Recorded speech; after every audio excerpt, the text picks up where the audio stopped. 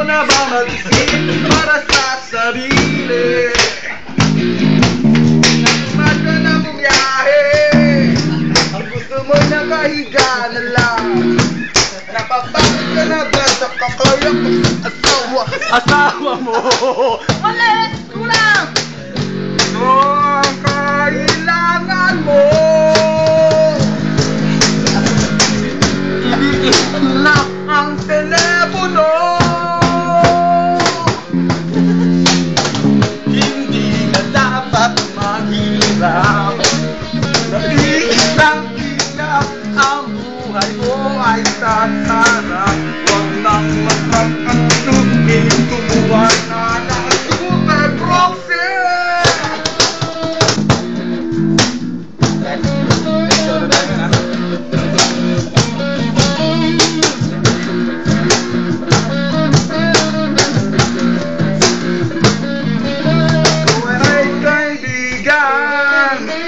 Laging umaasahan. Tama ba yun?